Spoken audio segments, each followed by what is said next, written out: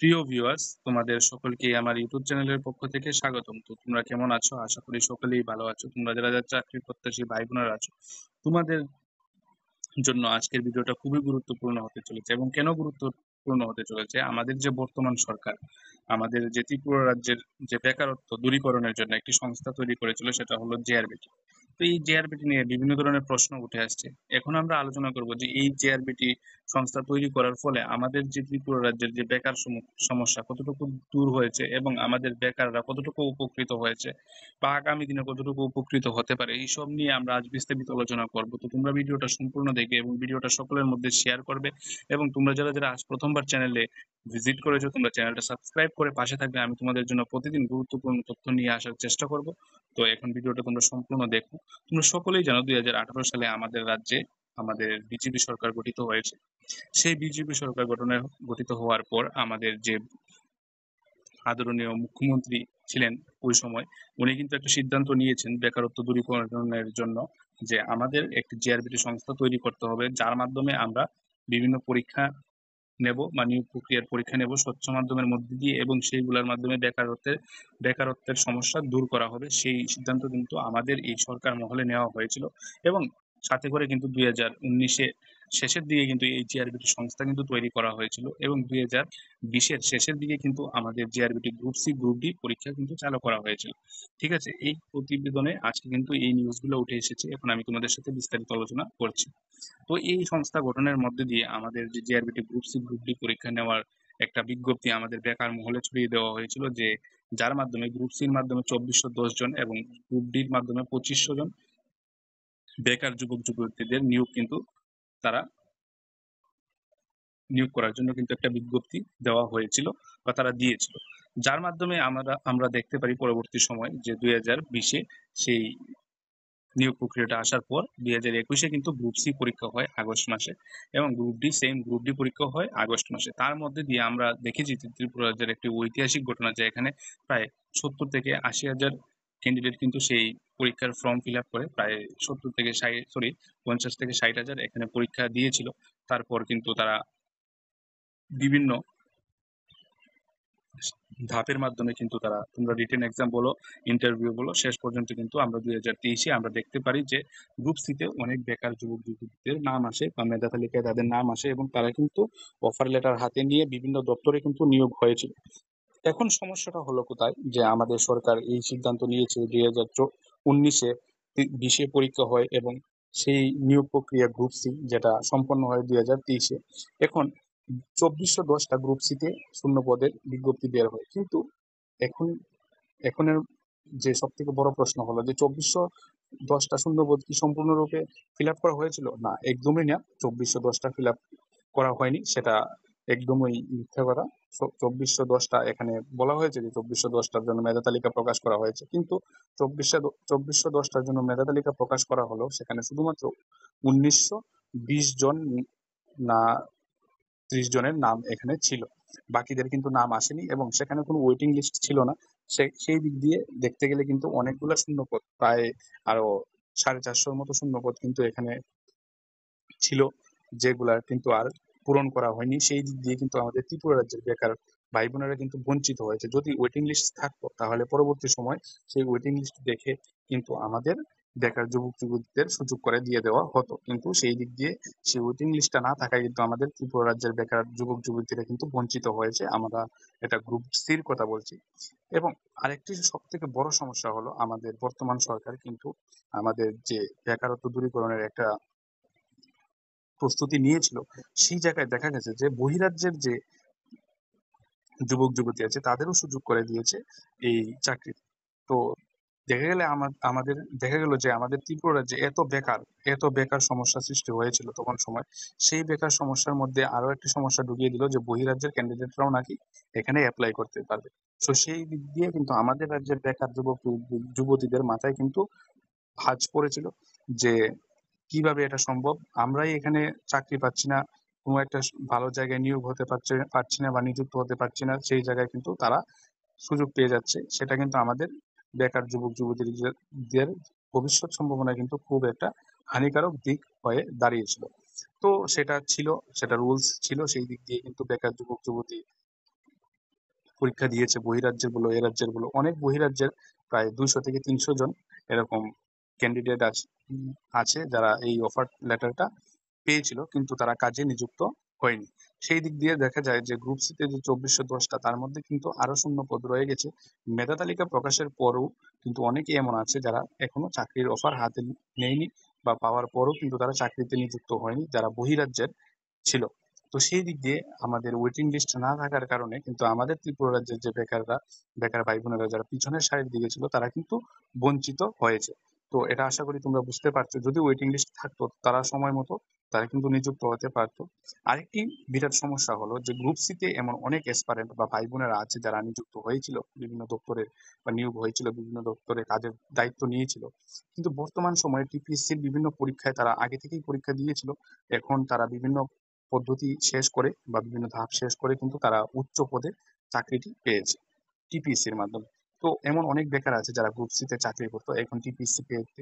তো স্বাভাবিক দিক দিয়ে সেই গ্রুপ সি থেকে আমাদের টিপিএসসি যে পদগুলা সেগুলো উচ্চ পদ আধিকারী হয়। তো সেই দিক দিয়ে তারা গ্রুপ সি পদটা পদত্যাগ করে তারা কিন্তু বর্তমান সময় সরি টিপিএসসির যে পদগুলো আছে সেগুলোতে কিন্তু তারা নিযুক্ত হয়েছে বা তাদের সুযোগটুকু তারা করে নিয়েছে। তো সেই দিক দিয়ে আরেকটি সমস্যা হলো আমাদের গ্রুপ সির যে জিআরবিটির যে দপ্তরগুলোতে নিয়োগ করেছিল জিআরবিটি, সেইগুলাতে কিন্তু শূন্যপদই রয়ে গেছে। আর পিছনের সারির যে বেকাররা তারা কিন্তু বঞ্চিত হয়েছে শূন্যপদ থাকার কারণে, সরি ওয়েটিং লিস্টে না থাকার কারণে সেই শূন্য পদগুলো কিন্তু ফিল আপ করা হয়নি। তো আশা করি এটা তোমরা বুঝতেই পারছো, একদিক দিয়ে আমাদের যারা চাকরি পেয়েছিল 1 বছরও হয়নি তারা চাকরি পেয়েছে, তারা কিন্তু আবার টিপিএসসির মাধ্যমে নিয়োগ হয়ে তারা কিন্তু অন্য উচ্চ পদে কিন্তু চলে গিয়েছে। সেই জায়গায় যে বিভিন্ন দপ্তরে তারা নিয়োগ হয়েছিল সেই দপ্তরগুলো কিন্তু আবারও শূন্য পদেই রয়ে গেছে।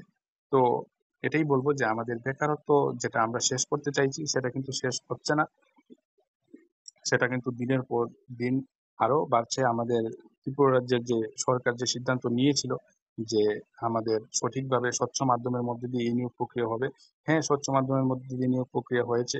সেই জায়গায় যদি ওয়েটিং লিস্ট থাকতো, সেই জায়গায় ওয়েটিং লিস্ট থাকলে আমাদের যে পিছনের সারিতে যারা মেধা তালিকায় নাম এসেছিল তারা কিন্তু সেই সুযোগটুকু করে নিতে পারতো তাদের, কিন্তু তারা সেই জায়গা থেকে বঞ্চিত হয়েছে। প্লাস বহিরাজ্যের যে ক্যান্ডিডেটরা ছিল তাদের জন্য কিন্তু একটাই কথা, তারাও কিন্তু সেই অফার লেটার হাতে নিয়ে নিচ্ছে। যার জন্য কিন্তু আমাদের ত্রিপুরা রাজ্যের যে বেকাররা তারাও কিন্তু বঞ্চিত হয়েছে। আরেকটি সব থেকে বড় সমস্যা হলো যে এখানে আমাদেরকে বলা হয়েছে যে মেধা তালিকার মাধ্যমে কিন্তু এই নিয়োগ প্রক্রিয়া সম্পন্ন হবে। এই মেধা তালিকা মেধার ভিত্তিতে যে নিয়োগ প্রক্রিয়া সম্পন্ন হবে সেই কথা কিন্তু বলা হয়েছিল। তো এই মেধার ভিত্তিতে নিয়োগ প্রক্রিয়া সম্পন্ন করতে 3 বছর 4 বছর সময় লেগে যাচ্ছে। সেই জায়গায় কিন্তু অনেক বেকার যুবক যুবতীদের বয়স উত্তীর্ণ হয়ে গেছে। তো সেই জায়গায় দেখতে গেলে আমাদের যে যাদের বয়স উত্তীর্ণ হয়েছে তারা কিন্তু পরবর্তী সময় কোনো জায়গায় কোনো চাকরির পরীক্ষায় কিন্তু বসতে পারবে না, সেটা আরেকটি সমস্যার সৃষ্টি হয়েছে আমাদের এখন যারা বেকার যুবক যুবতী, বয়স উত্তীর্ণ বেকার যুবক যুবতী আছে তাদের জন্য, যারা গ্রুপ সি বলো গ্রুপ ডি গুলো এইগুলাতে যারা আছে তাদের কথা আমি বলছি। আগামী দিনে তাদের এই সমস্যার সম্মুখীন হতে হবে, তারা কোনো পরীক্ষায় বসতে পারবে না। তো এখন সকলেই এটা সরকারের কাছে অনুরোধ রেখে দৃষ্টি আকর্ষণ করছে যে আমাদের প্রিয় সরকার যাতে এই বিষয়টা বিবেচনা করে তাদেরকে যাতে নিযুক্ত করে, যাতে তাদের ভবিষ্যতে কোনো জায়গা থেকে যাতে বঞ্চিত হতে না হয়, এটা সকলের একটা অনুরোধ। আমরা সকলেই দেখেছি মেধা তালিকায় নাম এসেছে মেধার ভিত্তিতে, কিন্তু কতটুকু মেধার ভিত্তিতে এসেছে তোমরা সকলেই জানো। এখানে অনেক অংশেই কিন্তু আমরা অনেক দিক দিয়ে আমরা দেখতে পেরেছি যে আমাদের যে মেধা তালিকার কথা বলা হয়েছিল অবশ্যই মেধার ভিত্তিতে নিয়োগ হয়েছে, কিন্তু অনেক ধীর গতিতে নিয়োগ প্রক্রিয়া সম্পন্ন হচ্ছে। তোমরা গ্রুপ ডির কথা দেখছো এখন তোমরা যে গ্রুপ ডির প্রসেসটা, যে গ্রুপ ডি কিন্তু আজকে প্রায় 4 থেকে 5 বছর হয়ে যাচ্ছে। সেই দিক দিয়ে কিন্তু মেধা তালিকার কথা বলা হচ্ছে, মেধা তালিকায় নাম আসবে মেধার ভিত্তিতে, কিন্তু শেষ পর্যন্ত যে কতটুকু কি হবে তার কিন্তু কেউ নির্দিষ্ট কোনো কথা বলতে পারছে না। এবং আগামী দিনে অনেকেই বলছে জিআরবিটির মাধ্যমে আরো নিয়োগ হবে।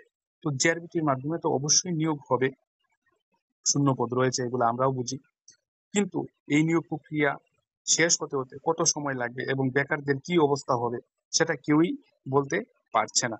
আর যে নিয়োগ প্রক্রিয়াগুলো উঠে এসেছে সেইগুলা দেখে আমাদের যে বেকার যুবক যুবতীরা আছে যে কতটুকু উপকৃত হয়েছে এটা ত্রিপুরা রাজ্যবাসী অবশ্যই বলতে পারবে। আর যারা পরীক্ষায় উত্তীর্ণ হয়েছে, চাকরি পেয়েছে বা আগামী দিনে চাকরি পাবে, তারাও আশা করি এইগুলা বলতে পারবে। যে যারা জেআরবিটি চাকরির প্রত্যাশী ভাই বোনেরা আছে তারা অবশ্যই এটা ভালো করে বলতে পারবে। এটা আমার কিছু বলার এখানে থাকে না। যে আগামী দিনে বা এই বর্তমান সময়ে তারা কতটুকু উপকৃত হয়েছে এই জেআরবিটির মাধ্যমে তারা অবশ্যই বলতে পারবে।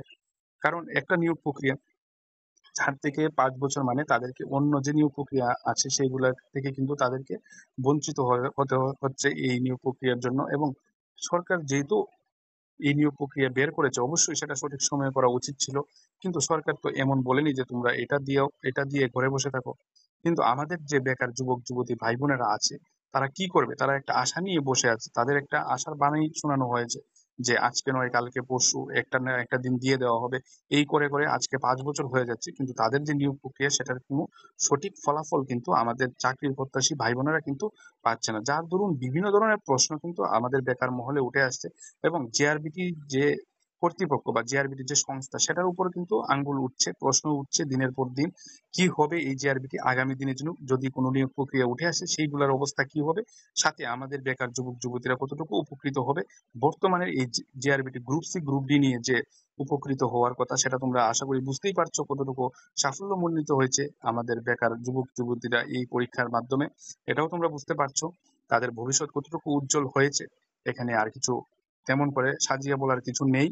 আশা করি আর আগামী দিনে যে জেআরবিটি 2 বলা হচ্ছে যে বিভিন্ন নিয়োগ প্রক্রিয়া উঠে আসবে ফুড ইন্সপেক্টর বা অন্যান্য নিয়োগ প্রক্রিয়া বা শূন্যপদ যেগুলো বাকি আছে সেগুলোর উপর, সেগুলো যে কতটুকু সাফল্যমণ্ডিত হবে বা আমাদের জেআরবিটি গ্রুপ ডির মাধ্যমে যে নিয়োগ প্রক্রিয়া যে চাকরির প্রত্যাশী ভাই বোনেরা আছে তাদের জন্য কতটুকু ফলপ্রসূ হবে সেটা এখানে আর বলার কিছু বাকি থাকে না। তো এতটুকুই বলবো যে আমাদের বর্তমান সরকার এই বিবেচনা এই বিষয়গুলা বিবেক বিবেচনা করে একটু যাচাই করে এইগুলা দেখবেন আপনারা। কারণ এইগুলার পিছনে অনেক বেকার যুবক যুবতীরা বসে থাকে।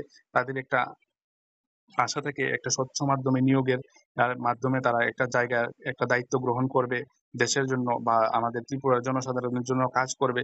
তো এটা আপনারা যদি এই বিষয়গুলো ঠিক করতে পারেন তাহলে আপনারা অবশ্যই জনসাধারণের জন্য আমাদের বা সকল জনসাধারণের জন্য প্রিয় হয়ে যাবেন। এটা স্বাভাবিক।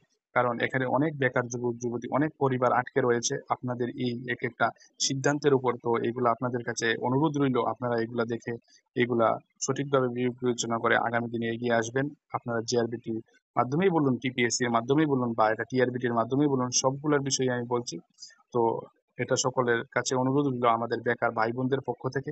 তো তোমরা যারা যারা ভিডিওটা দেখেছো তোমরা তোমাদের মতামত কমেন্ট বক্সে জানাবে এই বিষয়টা নিয়ে। এখানে আর বিস্তারিত কিছু বলার নেই।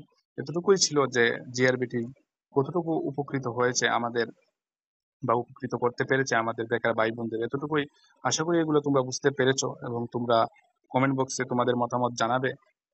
আগামী দিনে জিআরবিটি সম্পর্কে আরো ভিডিও আসবে বিভিন্ন তথ্য নিয়ে, তোমাদের চাকরির বিভিন্ন তথ্য নিয়ে। এটাই আমি বলবো। আমি যখনই কোনো সরি যখনই কোনো আপডেট আসবে আমি তোমাদের জন্য নিয়ে আসবো। তো এতটুকুই বলার। ধন্যবাদ সবাইকে ভিডিওটি দেখার জন্য। দেখা হবে নেক্সট ভিডিওতে এমনই কোনো গুরুত্বপূর্ণ তথ্য নিয়ে।